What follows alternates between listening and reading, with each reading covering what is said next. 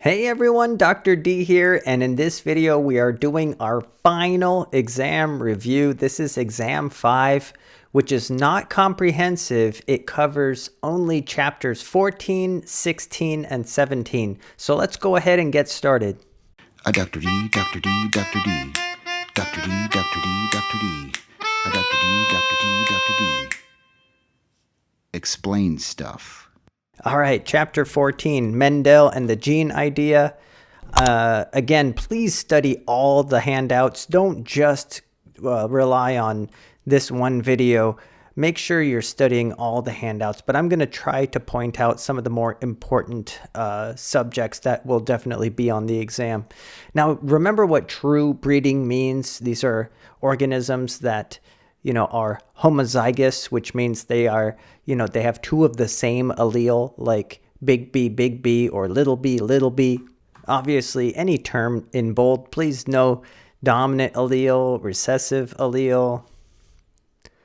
Remember that Mendel's monohybrid cross showed us the law of segregation of alleles. You should know that the monohybrid cross taught us that, and this is the fact that two alleles for a heritable character separate or segregate during gamete formation and end up in different gametes. You should remember how to do a Punnett square. Remember we discussed how to do a Punnett square analysis. One thing to remember, definitely remember, is that the monohybrid cross, not only did it show us Mendel's law of segregation of alleles, but it also showed us a 3-to-1 phenotypic ratio, but a 1-to-2-to-1 genotypic ratio. Very important. Know these terms for sure. Homozygote, which has two of the same alleles, like big P, little p. These are homozygous. And heterozygote, which are non-true breeders. Heterozygotes, which are like big P, little p. Obviously know the difference between phenotype and genotype.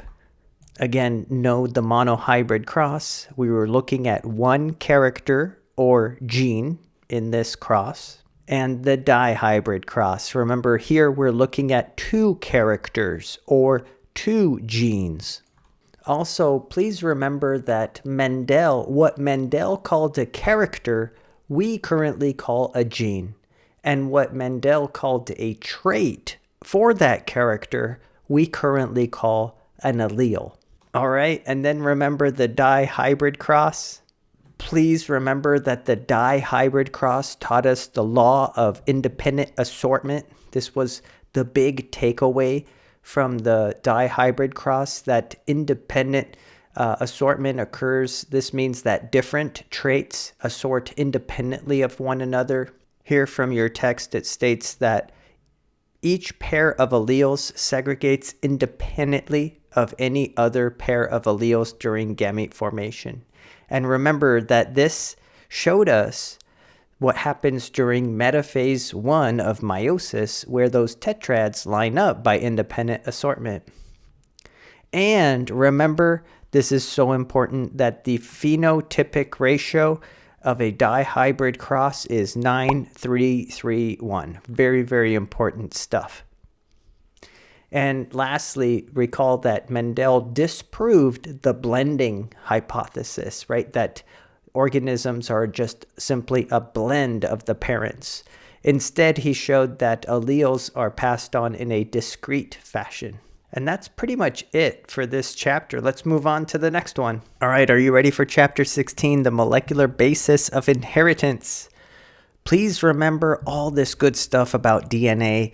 DNA having a sugar phosphate backbone, DNA, the nucleotides being bound together by phosphodiester bonds, DNA, a strand of DNA having a 5' end with a phosphate group with a 3' end with a hydroxyl group, DNA having purines, the purines, which are the 2-ring adenine and guanine, as well as pyrimidines. Remember the pyrimidines, cytosine and thymine. Please remember complementary base pairing. Remember A's pair with T's with 2 hydrogen bonds, C's pair with G's with 3. Please remember that the 2 strands of DNA are always antiparallel. Please remember that DNA is replicated in a semi-conservative fashion.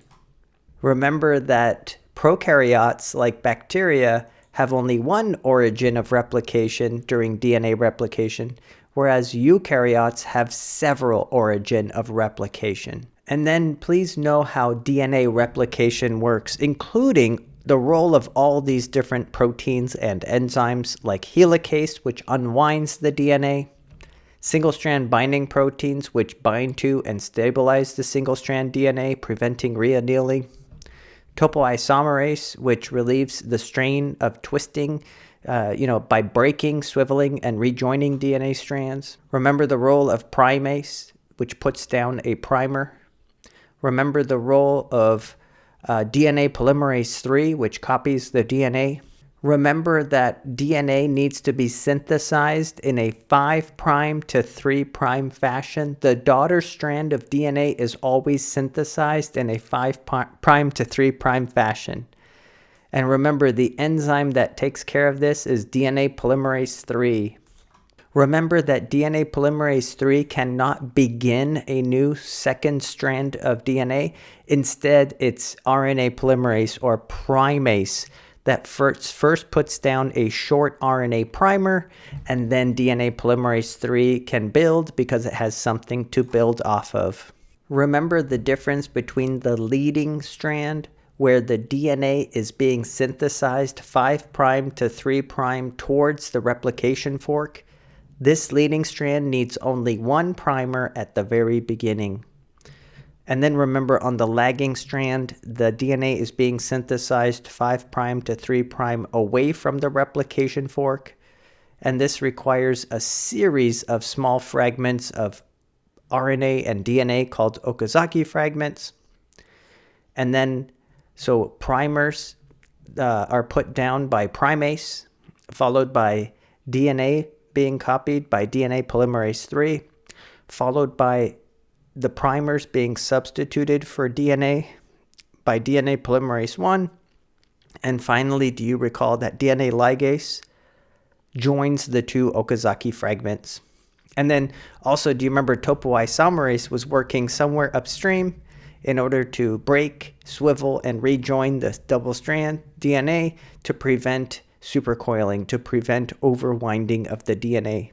And remember, helicase is unwinding the DNA. Remember that single-strand binding proteins are keeping the two strands apart. So just remember the role of all these different players during DNA replication, both on the leading strand and the lagging strand. Also, remember that in eukaryotes, the ends of our chromosomes have sequences called telomeres. So telomeres refer to the ends of our chromosomes. And remember that we are in danger of our chromosomal ends, our telomeres shortening. And the way we bypass this is with the enzyme telomerase, which can keep the length of our chromosomal ends. Next, we talked about DNA packaging. So you should know that our DNA exists as chromatin, which is DNA that's wrapped around histone proteins. This chromatin resembles a bead and string structure, with each bead being a nucleosome. Remember, a nucleosome is one of these structures with 8 histone proteins with DNA wrapped around nearly twice. This gives rise to chromatin. Remember, loosely packed chromatin is called euchromatin. More tightly or densely arranged chromatin is called heterochromatin. And then during prophase, the DNA condenses into those mitotic chromosomes. Remember that you cannot see individual chromosomes during interphase because the DNA is loosely packed, loosely condensed, whereas you can see individual chromosomes during mitosis because this is when the DNA is fully condensed. All right, and that's it for chapter 16. Let's do it. Let's move on to chapter 17. But before we do, why don't we take our final break time with Gizmo and Wicket and see what these little guys are up to. Then we'll conclude with chapter 17.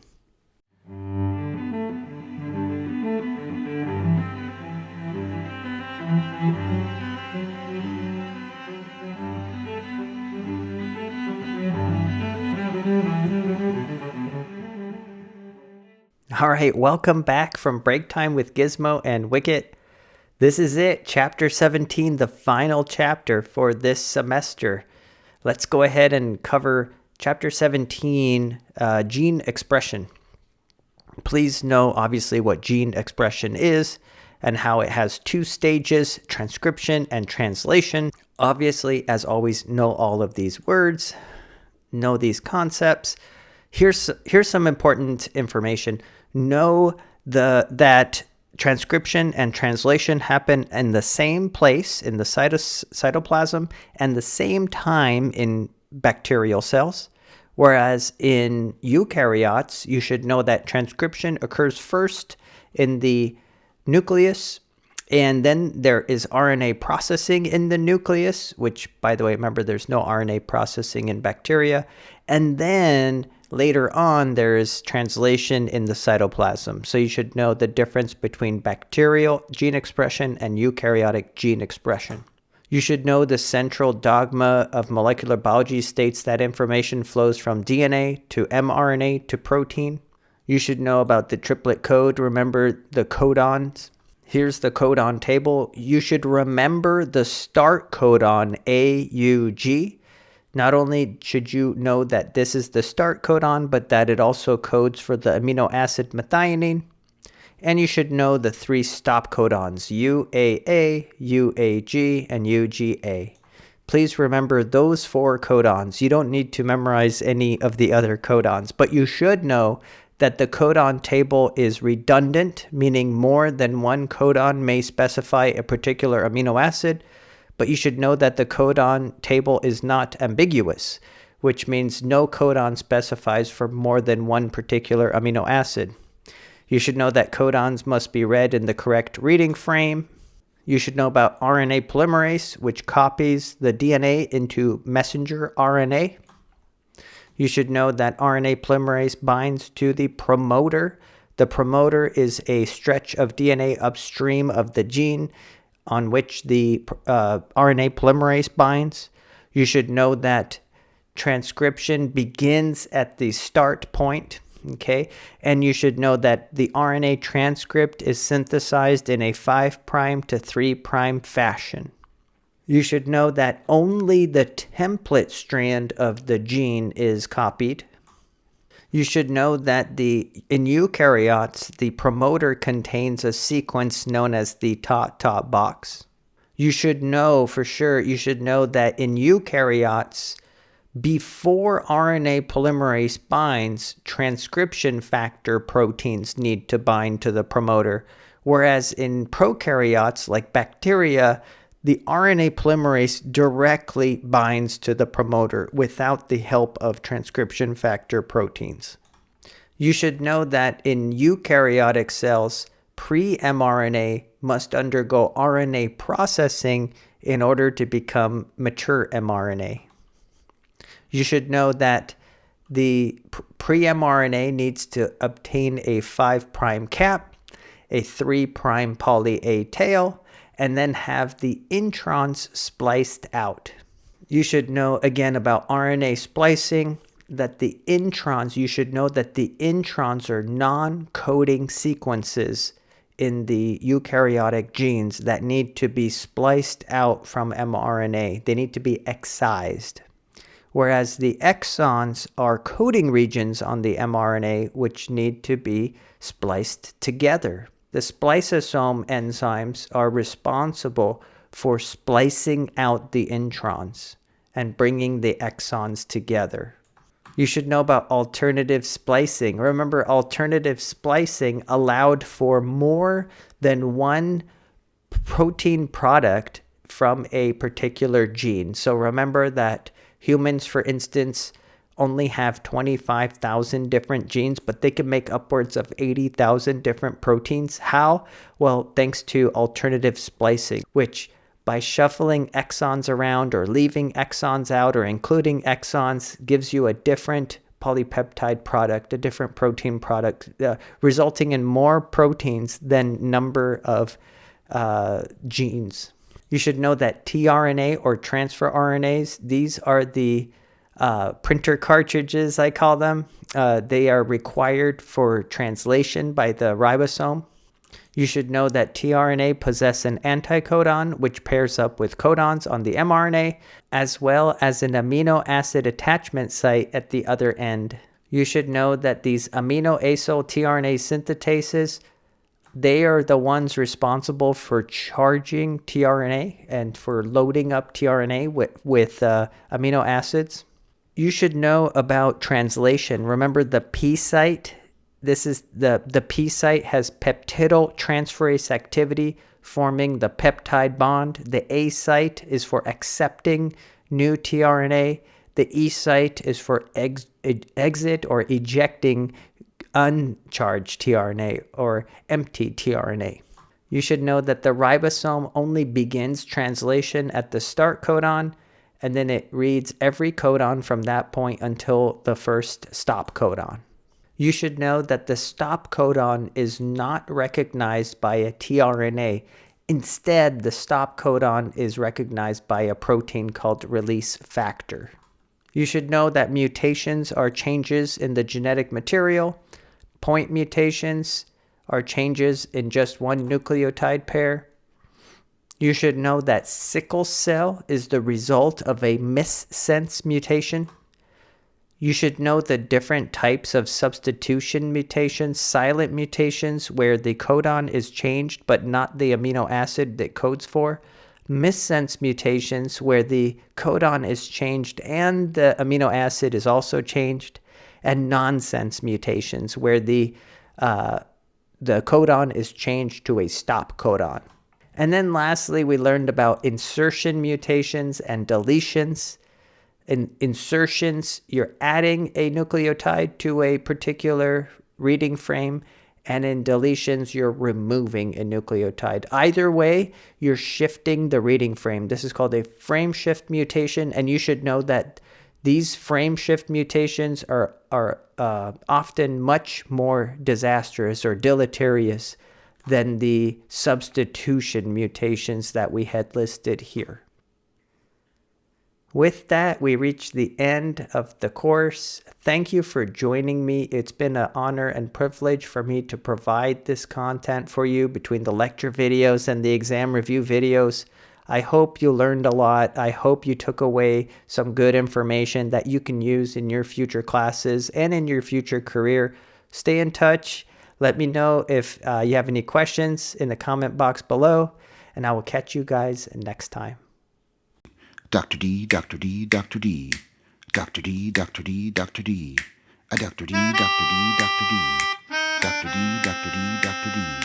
A Dr. D, Dr. D, Dr. D. Dr. D, Dr. D, Dr. D. A Dr. D, Dr. D, Dr. D.